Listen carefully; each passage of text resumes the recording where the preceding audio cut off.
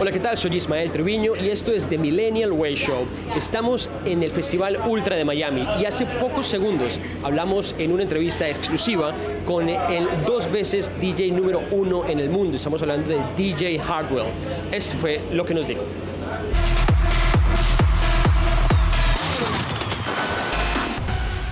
It's a pleasure and an honor to be here with us with Hardwell. Hardwell, thank you very much for being with us. Thank you. Pleasure. How's treating you Miami?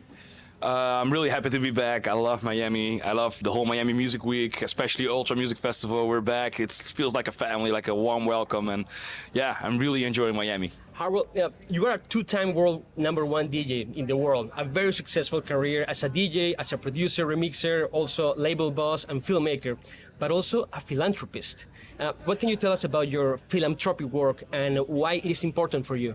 No, I think it's like how my career grew as a person. Like I became more like a role model. Like I saw my following growing, and I think the most important thing if you're successful is to give something back to the world, you know. And doesn't matter in which form you do it, but I think there's like so many kids that like look up to me and that I can inspire, and I just want to give something back, you know. We did like the world's biggest guest list in India. We did a lot of shows in India for the good cause, and even in Holland, like I did a lot of stuff. And I think as if you have a platform and a following, I think it's really important to give something back.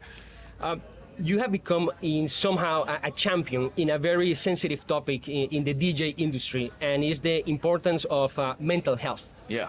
What do you think it is important to talk about mental health for the new generations of DJs? I think it's the most important thing, you know. The whole DJ world is, people are used to do like 200 flights a year, make music, do a radio show, do the interviews, release new music, do another show, don't sleep. It's crazy, you know. And if you look if I look back at my career, like I'm really happy what I achieved in my career, but it's crazy how many flights we did, like in just a couple of years. And I think mental health is really important. It's you only have one life, so you know.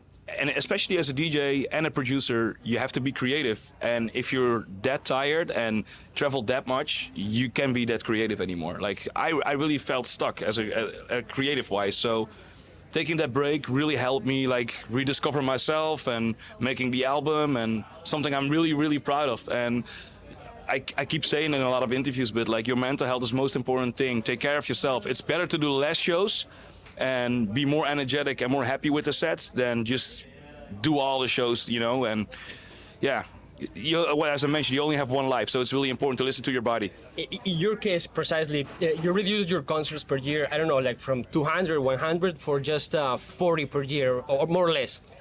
Making that change was a positive impact in your life, like prioritizing mental health over profit? Yeah, 100%. Like it was one of the best choices ever. And with the balance now, like I work a lot in the studio, and being able to release that much music and play the shows, and I think it's a perfect balance, you know. I just want to be as a producer, like really creative in the studio. And when I did like 200 shows a year, I was just that tired and I didn't feel inspiring, and you know, I was stuck in the same sound. And now I have the time to just mess around in the studio, come up with new ideas, and that really works for me. You just mentioned the word creativity, and that goes to my next question. You said that Rebels Never Die suggests to push boundaries, to don't follow rules, and to not listen to critics. But in your case, how creativity flows for you to make your own rules? That's a really good question. Well, I hate rules, though. That's the reason why it's called Rebels Never Die. No, like the whole Rebels Never Die album is basically inspired by all the dance music I've been listening to in my childhood, and I think it was time to come up with something that basically I wanted to make the music, if I go to a festival, what I wanted to hear, and that's basically the album. It's still Hardwell, as you know, like energetic wise, but maybe it's more mature. It's a little bit, it flirts a bit with trance and techno, and it's a combination of a lot of different styles, and I like that. So no rules for me. Like I still don't apply any rules to my music. Let's go to music and technology. With all this artificial intelligence, you know, chat GPT and everything, all this new technology, how do you see the present and the future of electronic dance music? Where are we heading? This is like a really good topic. I'm really happy to see artificial intelligence develop this fast, especially as a producer right now. You have like plugins, compressors, limiters that basically listen to the music itself, find the perfect setting for you. I don't know, maybe it makes us lazy as producers. I think it's great. The technology is out there, so embrace it. But that's at this point. Like I'm kind of scared where artificial intelligence is going in the very, very future. Like not even for electronic dance music, but just in general. It can be a bit scary. Last question, and we really appreciate your time. DJ Hardwell, which will be your best advice for all these new generations of artists that are watching you right now to balance their mental health over profit and at the same time succeed? Well, listen to yourself. Like like to your body. Like when you're tired, go to sleep. And don't. It's hard in this industry to say no, but that you have to learn to say no. And as you mentioned, I get it. Sometimes it's for profitable reasons or like money reasons that you have to do these shows. Everybody has to work, but then again, if you really want to achieve something, you have to be like in a good state, like up there in mental health. And the best advice I can give is just listen to your body, but on the other hand, follow your dreams and try to find the perfect balance for it.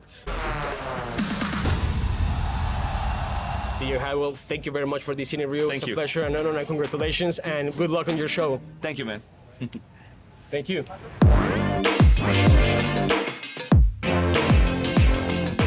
Pues esa fue nuestra entrevista con DJ Hardwell. Déjenos saber sus comentarios, qué tal les pareció, y recuerden que nos pueden escribir en todas nuestras plataformas. Esta entrevista estará no solamente en nuestro canal de YouTube, sino en Instagram, en Facebook y también en nuestra edición de audio en Spotify. Recuerden, The Millennial Way Show, empoderando las nuevas generaciones.